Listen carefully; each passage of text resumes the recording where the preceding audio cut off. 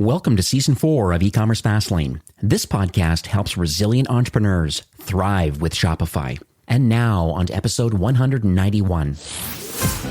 You're listening to E-commerce Fastlane, the podcast show to help you build, manage, grow, and scale a successful and thriving company, powered by Shopify. Listen to real conversations with partners and subject matter experts as they share proven practical strategies, platforms, and the best Shopify apps to help you accelerate your business. The time is now for you to improve efficiencies, grow revenue, profit, and lifetime customer loyalty. Please welcome your host, startup founder, and strategic advisor, Steve Hutt.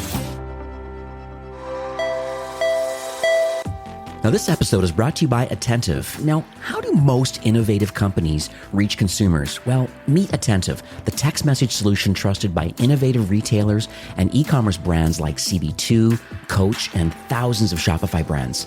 Now, on average, Attentive customers see a 25x ROI and an 18.5% of their online revenue is driven by SMS, so it's very compelling. You can grow your SMS list fast and engage with high-value mobile subscribers with personalized messages that exceed your performance marketing goals. Now, getting started is super easy. Attentive's best-in-class SMS marketing experts will help you quickly launch and scale your SMS program. Now, are you ready for SMS to become one of your top 3 revenue channels?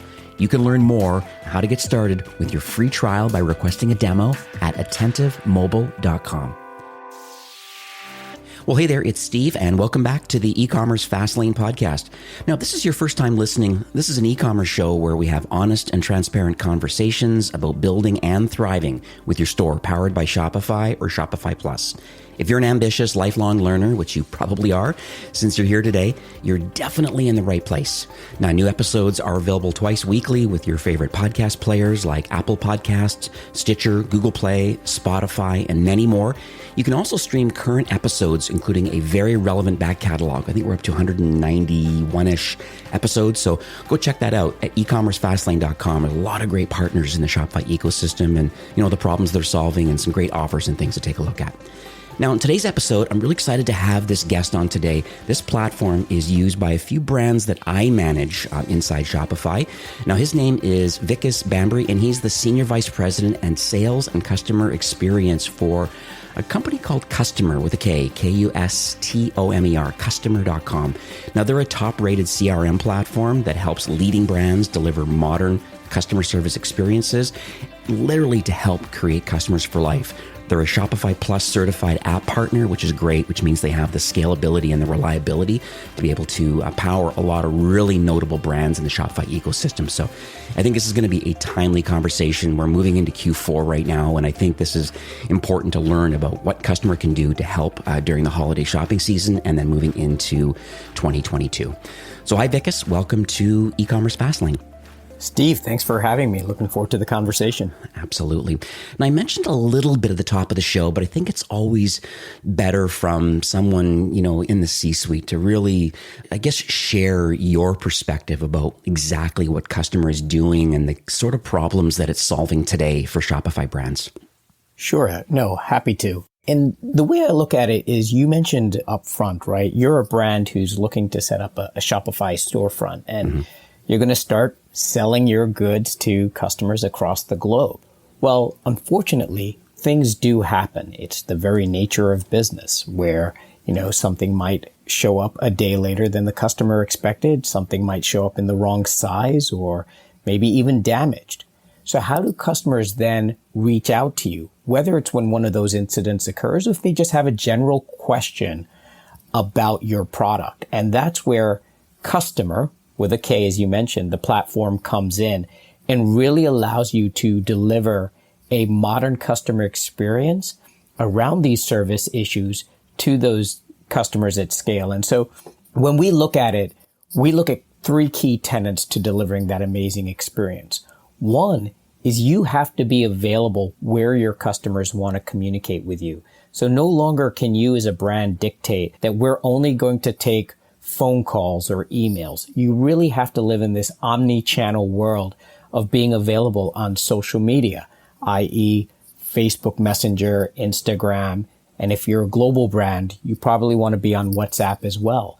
SMS, email. So you want to be on all the digital touch points, and I didn't go through all of them, that your customers want to engage with you. And the other key thing is you want to maintain that fluidity of conversation where the customer might want to even jump around. They might want to start out chatting with you on your website, and they want to continue the conversation because they've left their desktop via SMS and back and forth. So that's the first key tenet. The second is really bringing together all this amazing data about your customers. So not just the conversations you're having with them, but then tying into Shopify, bringing in all that order data, that rich data that you have about them, what orders they've placed, etc., bringing that all into one place. And lastly, is giving you all the requirements that you will have as you scale your business to support a growing customer experience team from a support perspective. So things like routing of those conversations to the right team agents, being able to escalate them, report on them, etc. Now, bringing all of this into one platform then allows you to either have a customer experience professional, whether you call them an agent or a stylist or a guru, or using automation to then support your customers with some of those inquiries that I talked about up front, right? Whether it's Wizmo or something's damaged, etc., all the way through that customer journey. Right. No, I absolutely love that. I think I'm going to scramble a lot of notes today because I think that's really important. Being available where your customers are and just thinking about the omnichannel experience. Totally agree with you on that.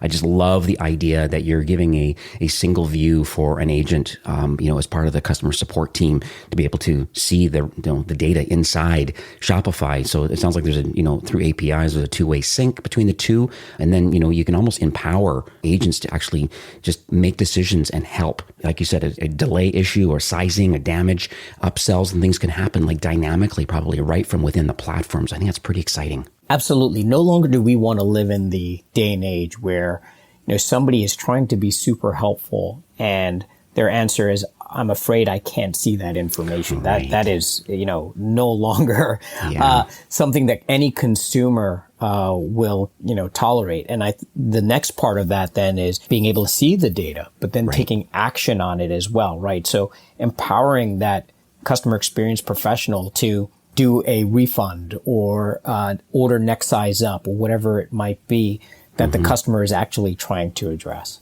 Love it. So let's talk a little bit about the founder's journey, because I think it's always fascinating to me. I'm in a unique position because I get to meet a lot of C-suite and founders and in these different platforms that connect to Shopify and just why they built what they built. And I just would love to understand what you believe uniquely positions the founding team, I guess, on a couple different points. Number one, to have the desire to want to build this platform. And then maybe number two, where did all the expertise come from them, and then, the team and the engineering side of it to actually build this platform? This is super exciting, for me being on the sales and customer experience side. And when I decided to start my journey with Kustomer over 4 years ago and partner with Brad Birnbaum and Jeremy Surreal, our two co-founders, they are amazing technologists and have built platforms at scale. But the exciting thing for me as a lifelong CRM customer service professional was they've done it in this space. So it wasn't that, they've built products that, were doing supply chain or something else in the past. They have spent the last 20 something years building platforms in the customer service arena. So going back to 1994, when they were at eShare Technologies and one of the first chat products out there, right?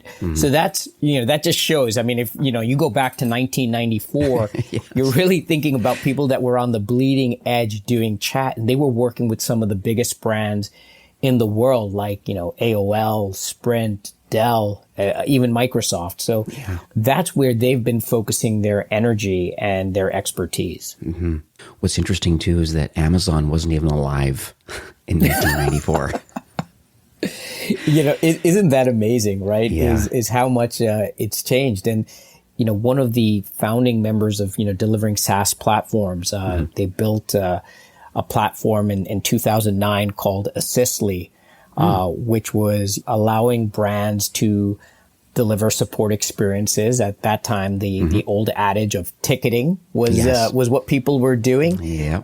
You know, they were competing with the likes of Zendesk and others. And then in 2011, Salesforce actually acquired Assistly and rebranded it Desk.com, which was their support solution for SMBs. So right.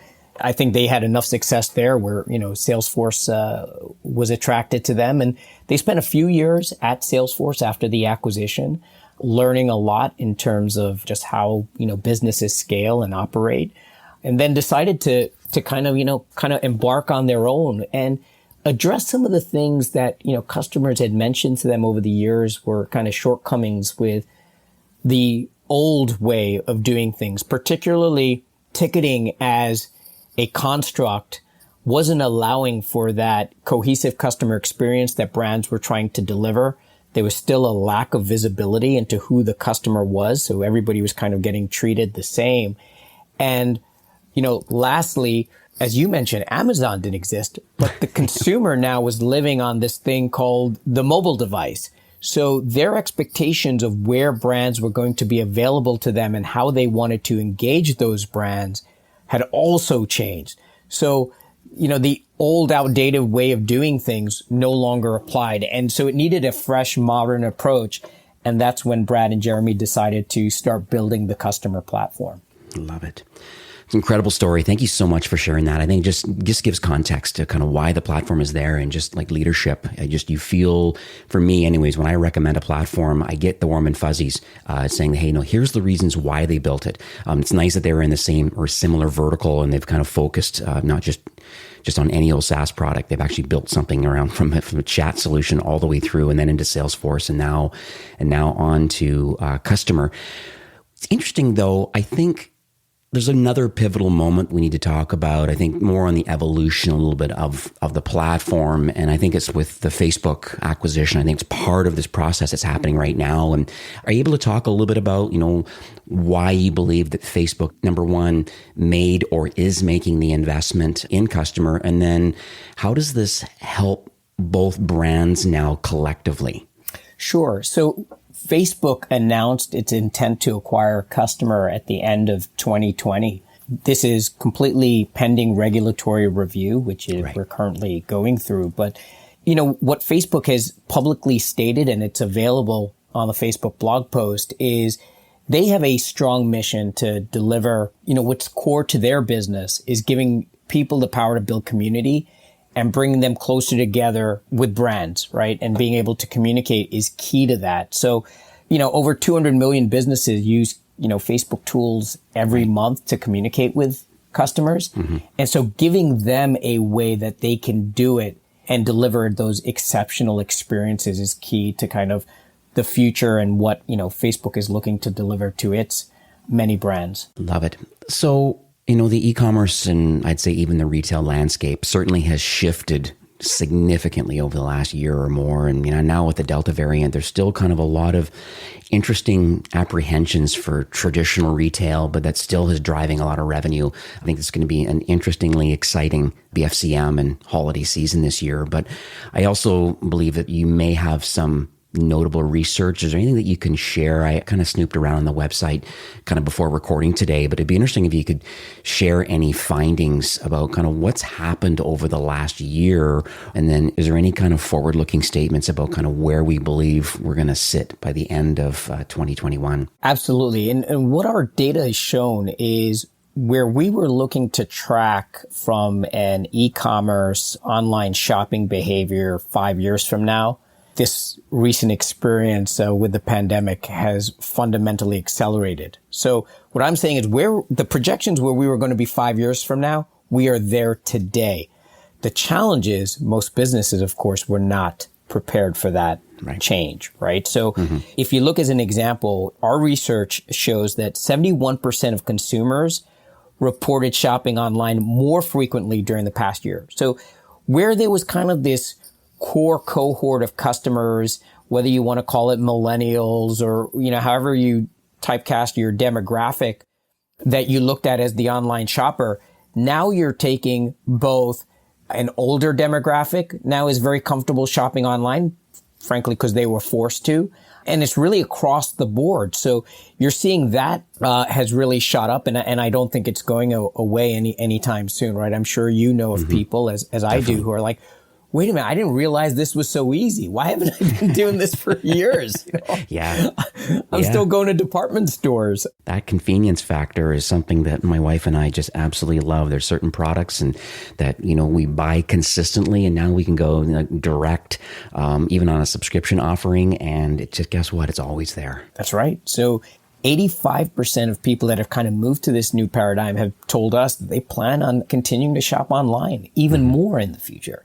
So that expansion is going to continue to increase. But what comes with that is the increased customer expectations, because for any brand now, it's if the customer is comfortable purchasing online, it's now opened up a floodgate of different opportunities to them. And it's only one mouse click away or one app away to the next brand or vendor, right? So it becomes increasingly important that not only do you have to kind of start from the beginning with your supply chain and how you actually manage, the back end of your business, but then making sure you're delivering that amazing customer experience so they keep coming back for more.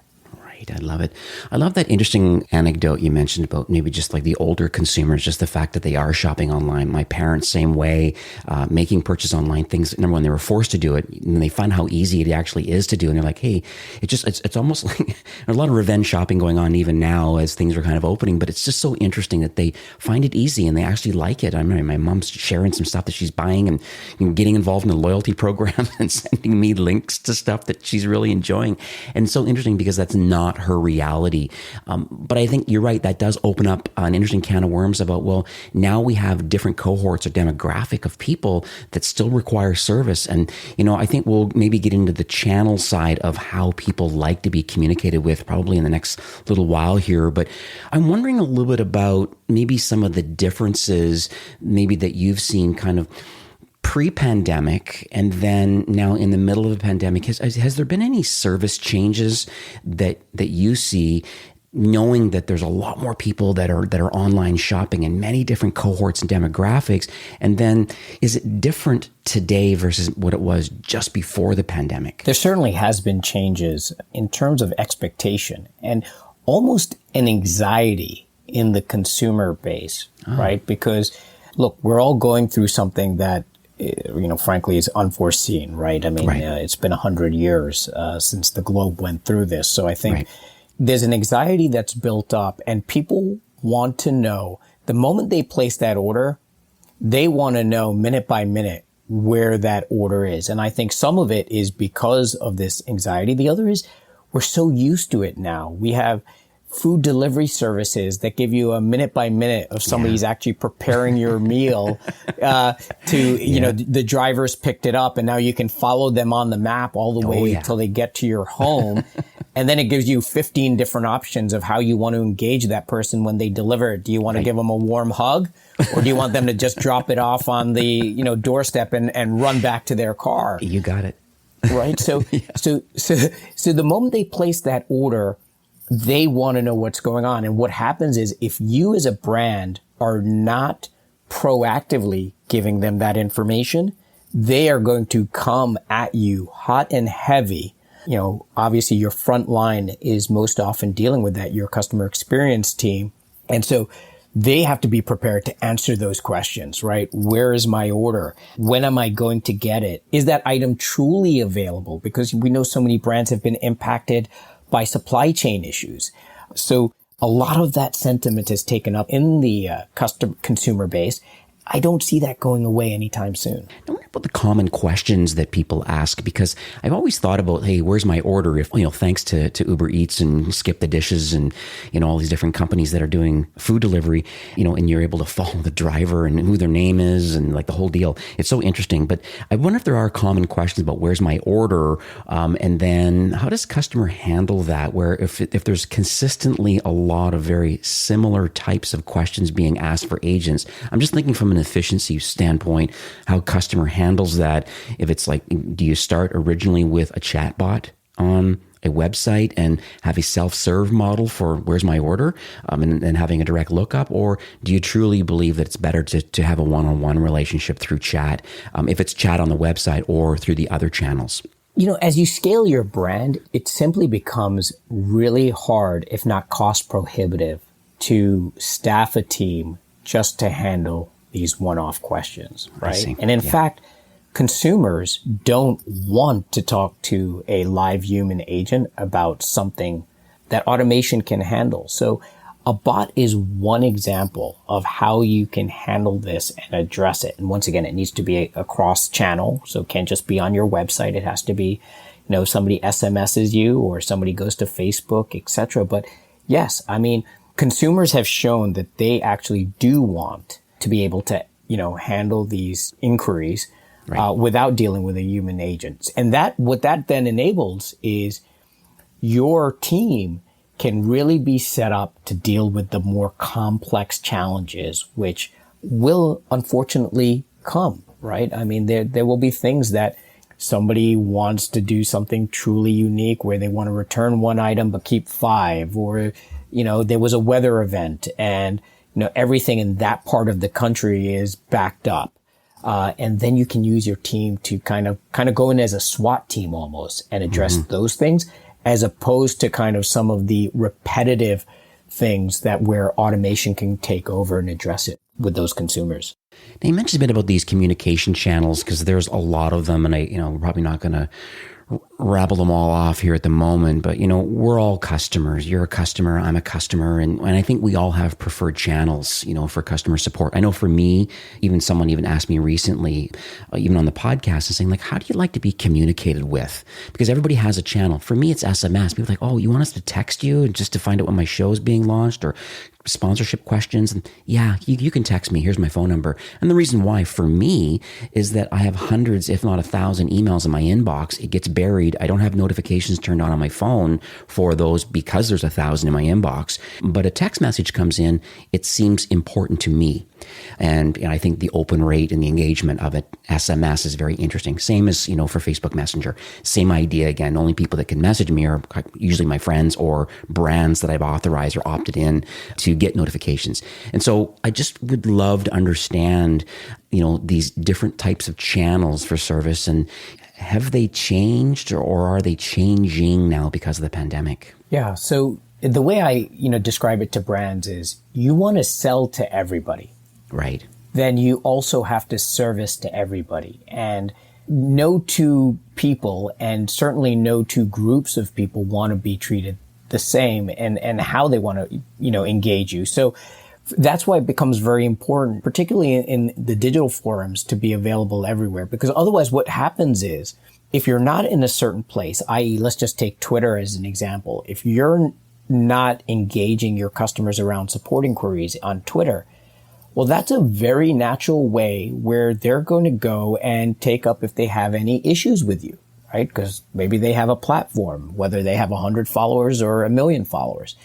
And they're going to go let those people know that you're delivering a poor experience. And so if you're not there to meet and greet them when that happens there, then guess what? Somebody else will, whether it'll be a competitor that will chime in on their thread and say, hey, why don't you shop with us? Or the legions of followers that will start going back and forth and then can create a tainted, customer incident for your brand. So that's one example. So I think it is important to be across those things. I think the other is what we saw during the pandemic is, once again, because people were shopping online, is just an increase in people wanting to engage in, relatively near time on things like chat, whether it was in your app or on your website. Mm-hmm. So being able to do some of those things as opposed to picking up the phone and speaking to somebody, maybe because everybody was very comfortable Zooming with people at work. It was like, hey, I'll just go and chat with this brand, as to maybe in the past they would have picked up the phone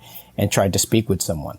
And in terms of like specific segments, if you look at like Gen Z as an example, right? They definitely want to use text and email. Millennials prefer email and chat over picking up the phone. So we're certainly seeing those generational differences come into play as well. Yeah, I could understand even my mom, for an example, and bring her back into the podcast, but she actually really enjoys going to a website, and she just feels it's nice that there's actual a pulse and a heart on the brand when a chat window is available. And I think that's how she likes to engage, because she's in that 65 plus category. Yeah, I mean, you're seeing it more and more, right? Because once again, if they're shopping with you in these places, they're just becoming more and more comfortable with the experience. So why wouldn't they want to be serviced there as well? Right.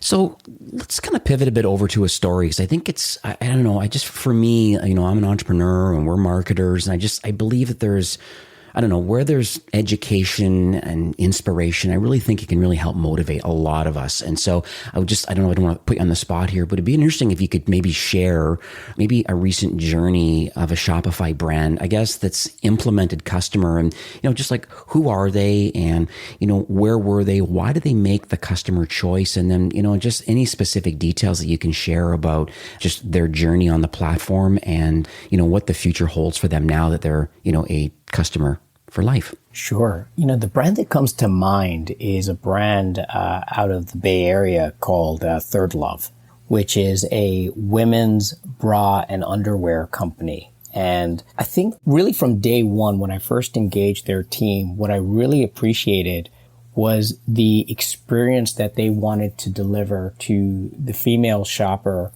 who's shopping for something that is highly personal online. And, something that, speaking to the women in my family, doesn't always, kind of fit the sizing chart, right, per se. Fair enough. And so I think, one of the things, just how consultative their stylists are in terms of making sure that the woman has the right fit so she feels great. And I think before Kustomer, one of the things that they told us was that the CX team was just all over the place. And what I mean by that is they had their ticketing system, and then they had, their back end systems, Shopify being one of them, where there was data about the customer. So now when this woman came in and had a question or an issue about her item, the fit stylists were jumping around. So immediately, that experience is not starting off ideal, right? Because it's like, hey, we've all heard this. Let me look you up. Let me find the information. And sometimes, to buy themselves some time, the agent will say, sorry, our systems are running a little slow today. What that really means is I have to go look at 4 different tabs to go figure out who you are, right, and what you mean to our brand. What size have you bought? What items have you bought? What styles? So, that's really challenging. And especially as their brand was scaling, I mean, just women across the country, across the globe were starting to catch on to the Third Love brand and their differentiated, products and experiences to kind of other more entrenched folks in the market. It was really becoming hard for their fit stylists to keep up. So when they launched on the Kustomer platform, is not only were they now able to engage women across all these different touch points, but they had that integration to Shopify, which allowed them to see all those interactions, but also the purchases as well. And so now the fit stylist was able to see all this information and really deliver that individual woman a differentiated and unique customer experience, to the point where their CSAT, their customer satisfaction, was consistently at 96%. Wow. Which is truly, truly exceptional if you wanted to kind of benchmark them. Absolutely. No, that's good. Thank you so much for sharing that story, because I think that's the inspiration part here, is that they, they made a decision to go down this road, and then they're just motivating and just empowering these fit stylists. I think it's so interesting that that's, the angle that you have, and the fact that everything is all on one screen. We've all experienced what it's like when you get an agent on the phone, or even through live chat, and you just wonder where they go for 3 or 4 minutes. And, thank you so much for your patience. You're right. There's 4 or 5 tabs opening up, trying to validate the account, trying to look things up, look at the carrier, figure out where your package, like, there's so many interesting things where you kind of, bring it all in together into one screen. And I think that's the power of Kustomer. I think that's really, really, really amazing. One thing I want to talk a little bit about too is the fact that, they made the choice to go with Kustomer, and obviously they're having like wild success. I have Bulletproof Coffee, which has also made the decision to use Kustomer, and they're extremely happy also.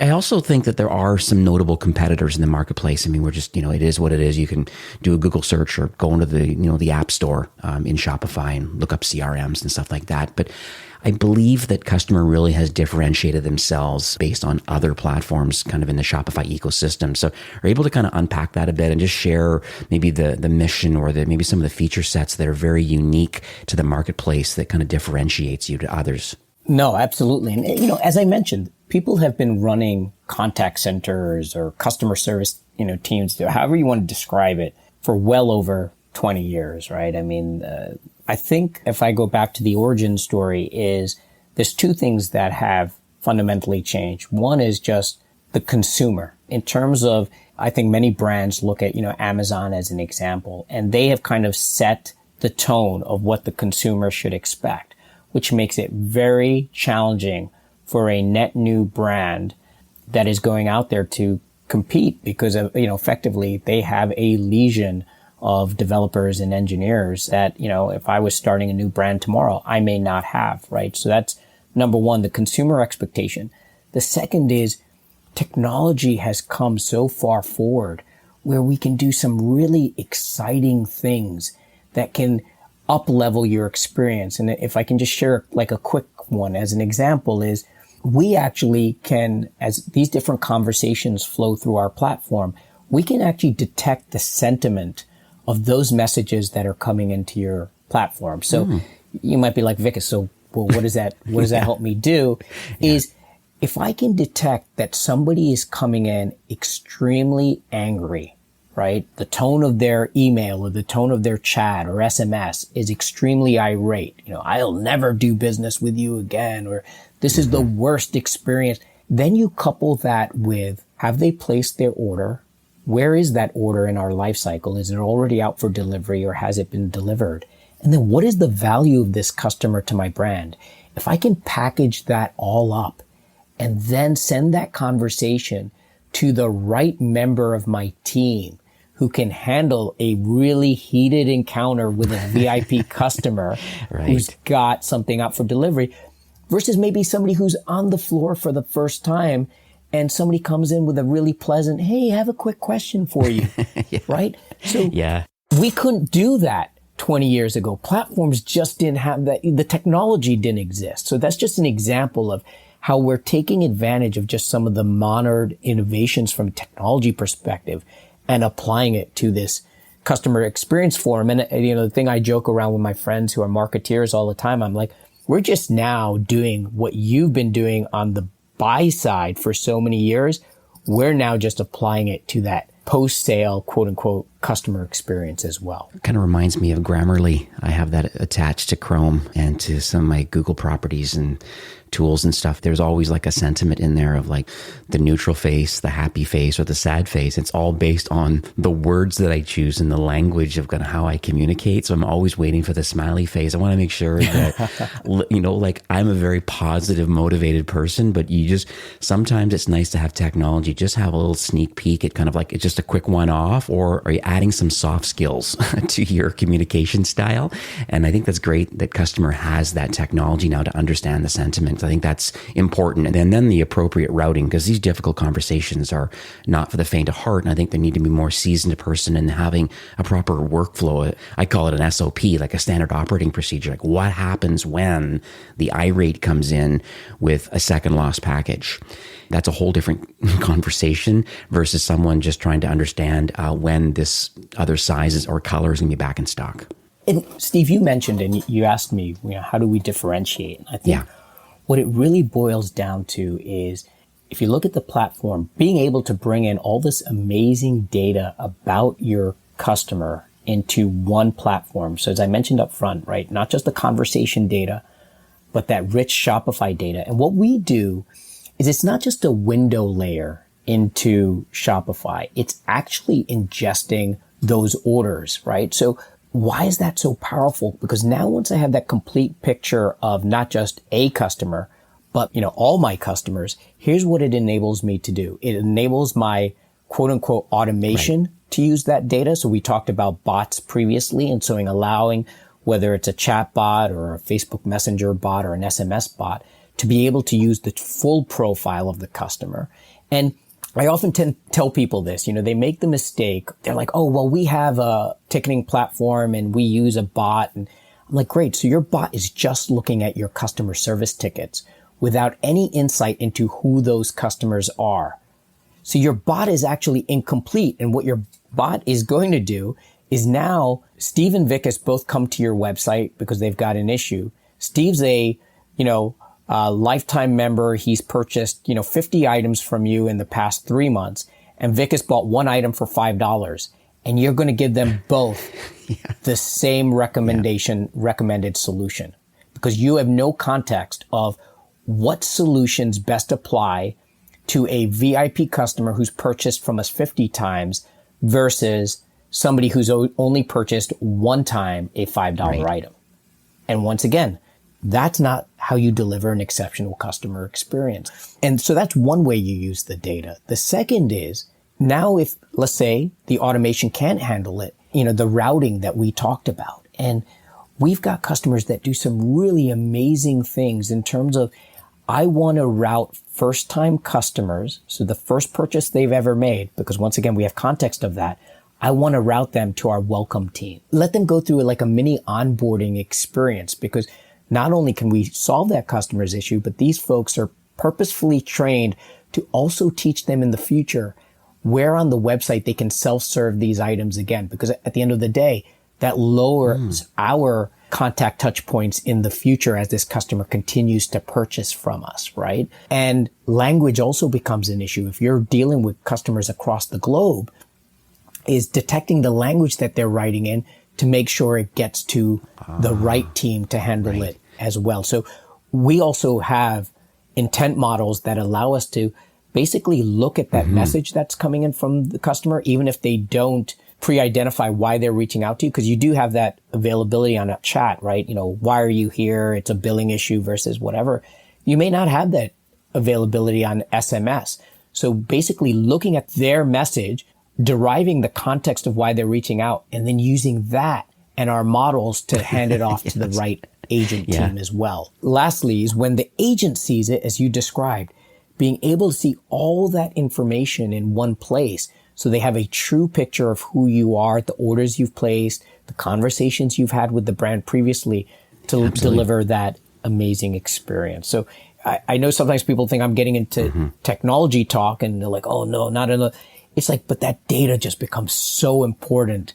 And that's where a lot of the products, that we compete with effectively fall down, is they can't create that true picture of who the customer is. I love the language and the internationalization option, because I think, Shopify is definitely doubling down with Shopify Market that's just in rollout right now to understand, the duties and taxes and the shipping and the SEO value of top level domains and all the things to pricing and all the things you need to grow a company internationally. But I never really thought about the language we can translate either through machine or through partners and have very language specific pricing by country. But it's very interesting that it sounds like customer even has the opportunity to understand, hey, wait a second, this person's speaking in German right now.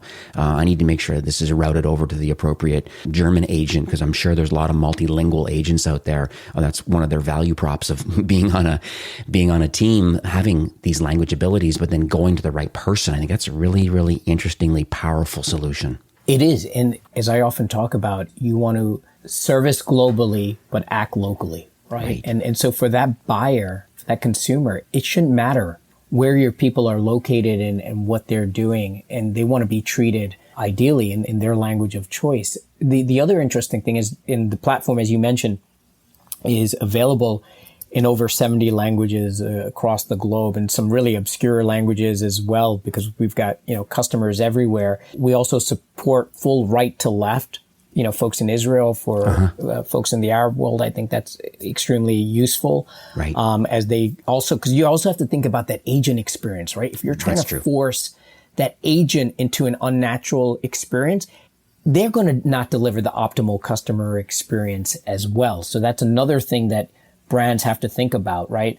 An agent that is well equipped will also deliver an amazing experience for your consumer. Just more on a side note, it sounds like the customer platform really is an opportunity for growth on the platform. So as a brand grows and scales, we obviously have a sweet spot of customer that makes sense, based on number of agents and, GMV and complexities and things like that. But it's interesting when someone makes the customer decision, maybe they're not international yet, maybe they're not dealing with the language issues yet, but knowing that that power is sitting there and ready to go, and then not having to worry about flipping to another CRM because it doesn't have the language option. That's very, very compelling reason for a brand to consider Kustomer. Sure. I mean, we see a lot of brands that, start out with a different platform and hit that road bump of, look, I just can't scale with it. Either the technology simply doesn't scale and now, getting slow, basically slow response times for our agents, et cetera.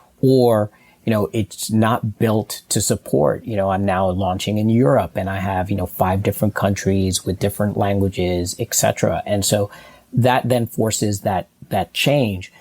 What we've seen a lot of brands do is start out on the Kustomer platform, even if it's 8, 10 agents, and then grow with it into the hundreds of agents as they scale across the globe and service different markets. Love it. So we are nearing the end of the show for today, and honestly, you've shared like a ton of value. If I could turn my camera on and show you how many pages of notes I've scrambled down today, I have this life of learning mantra, and I love to, pay it forward and share with the brands that I manage and internally in Shopify and then, wider through social. I just want to thank you, number one, for you've given me a lot of ammunition that I need to share a little wider with, the brands that I'm involved with. But one thing I just want to, I guess with Q4 just kind of around the corner, I just would love to pick your brain a little tiny bit and just, find out like, what are you recommending today? There's going to be this inevitable rush that's going to happen, through Q4. We mentioned already, people are getting more used to shopping online because of the pandemic. There's this kind of residual effect of just the convenience factor and, some older demographics are making decisions now to shop online because they like it and they see how easy it is. And so I just would, love for you to share if you have any insights about what should a brand do today as it relates to your platform or anything else that's on your mind today. I think this is going to be, as I mentioned, I'm a customer experience professional is one word, but I'm a fan, right? I've been in this space for a long time. It's something I'm extremely passionate about. I think this holiday shopping season is going to be one that is going to be totally disruptive in a way that we've never seen before. And what I mean by that is, I think you're going to see more online shopping than we've ever seen. Yes. I think we're going to see more challenges because we already know they exist.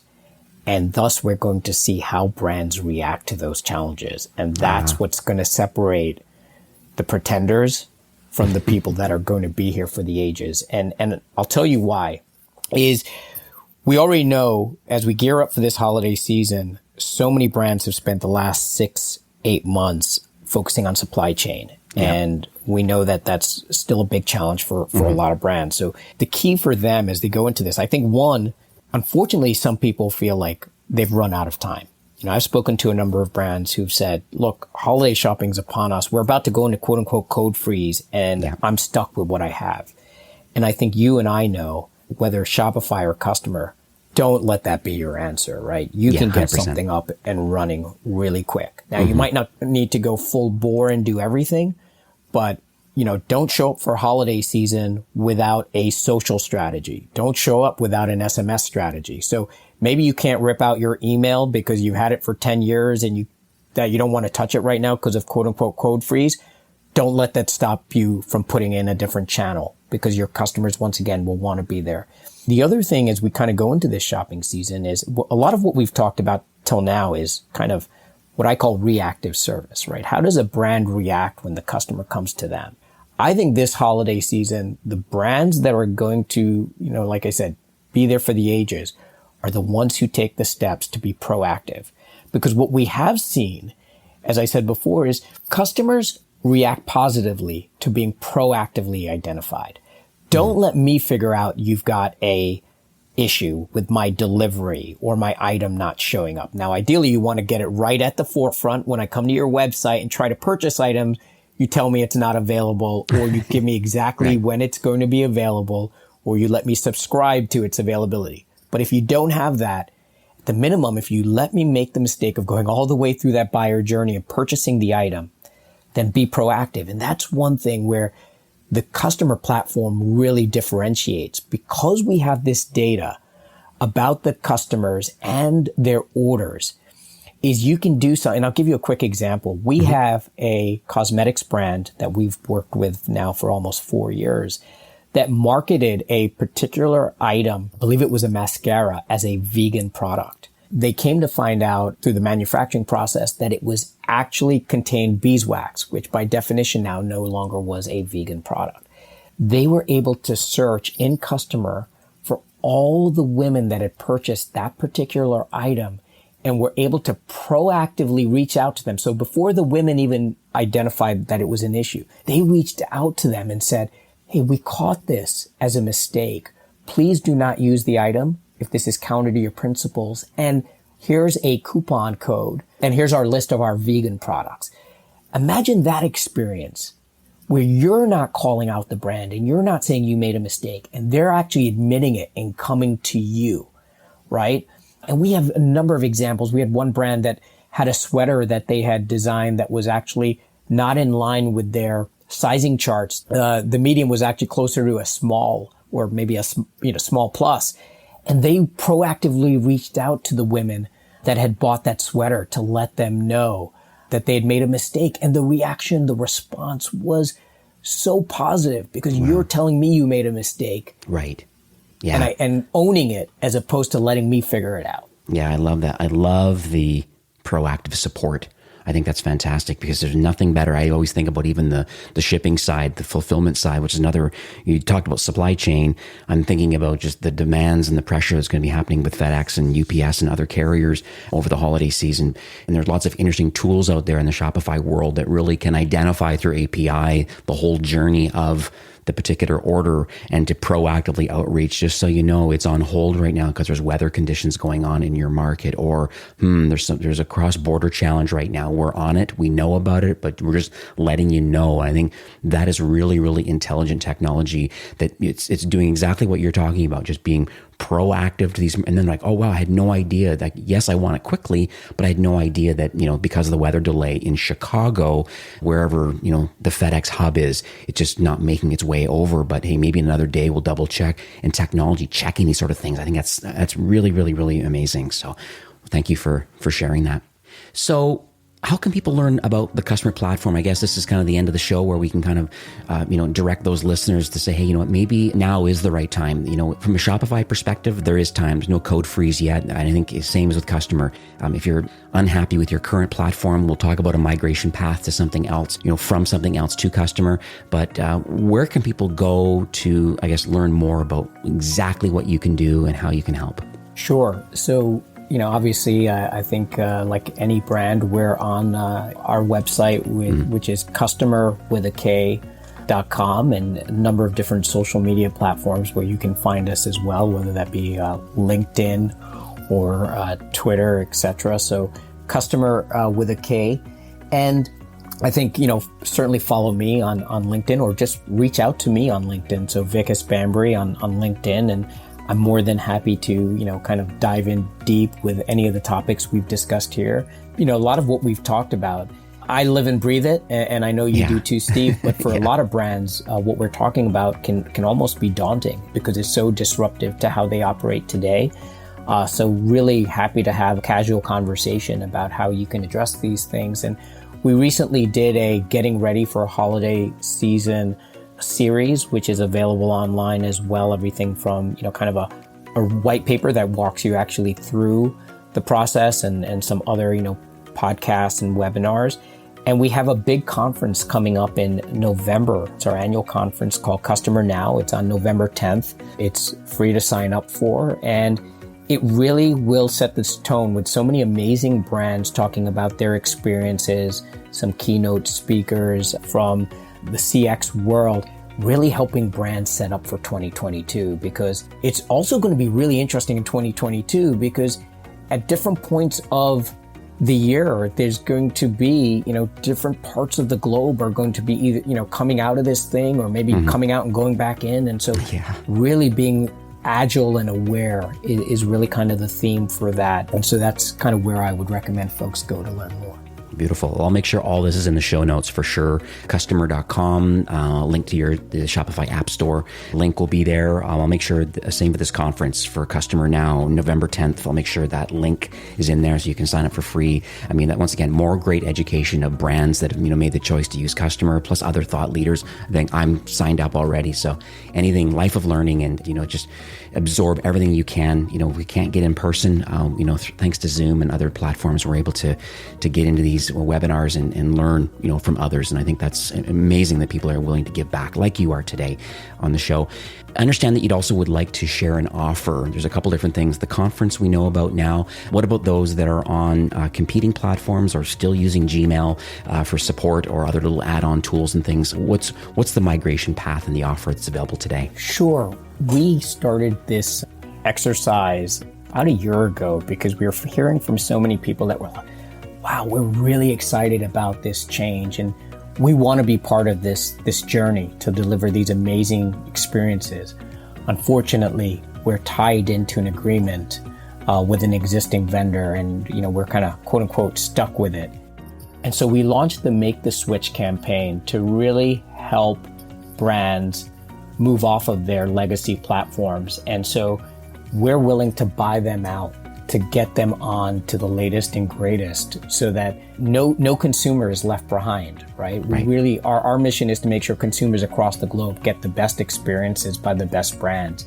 So Make the Switch, which will, as I said, we will buy out your existing agreement with your legacy vendor and allow you to move on to something even greater. Beautiful. Well, what I'll do is I'll have ecommercefastlane.com/customer. That's going to redirect the landing page to the buyout offer, more of a lead capture on your side so we can make some introductions of those that are interested in, number one, probably getting a demo. Number two is seeing what the migration path can look like and then getting the details of their existing offer and then going down that journey of having the buyout happen. And I'm assuming there's some kind of a white glove service available to help people. I'm sure there's a self-serve model, but for those more, in the mid-market enterprise brands, I'm assuming you have some kind of a migration path and some onboarding available to those folks. No, that's exactly right. We have a team that walks you through the people, process, and the technology migration because, yes, we need to make sure those agents are equipped to use a new platform. We want to use this opportunity to not just do what you're doing today, but improve the process. Maybe as I said, this is an opportunity to deliver proactive service. And then ultimately, we handle all the technology migration, migrating all those legacy customers and tickets and all that information that you don't want to leave behind. So absolutely, we take care of all of that as part of this process. Beautiful.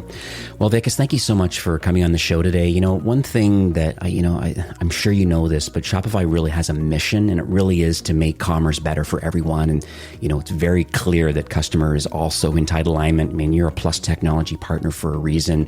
I know that you want to help brands to improve efficiencies. It's very, very clear. Definitely want to help them grow revenue.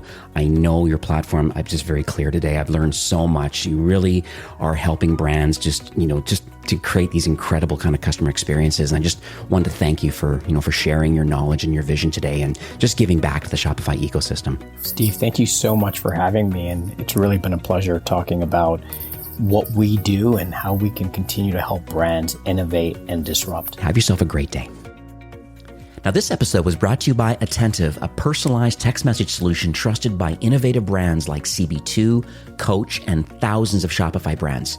Now, as I mentioned, on average, Attentive customers see a 25x ROI and over 18% of their online revenue is driven by SMS. Now, are you ready for SMS to become one of your top revenue channels? You can learn more how to get started and get your free trial by requesting a demo at attentivemobile.com. Well, that's it for today's episode. I'd like to thank you, a loyal listener of E-commerce Fastlane. It's my hope that this podcast is offering you a ton of value through growth strategies, tactics, and exclusive insider tips on the best Shopify apps and marketing platforms, all with my personal goal to help you build, launch, grow, and scale with Shopify. Thanks for investing some time today and listening to the show. I'm so proud and excited that you have a growth mindset and are a constant learner. I truly appreciate you and your entrepreneurial journey. Enjoy the rest of the week and keep thriving with Shopify.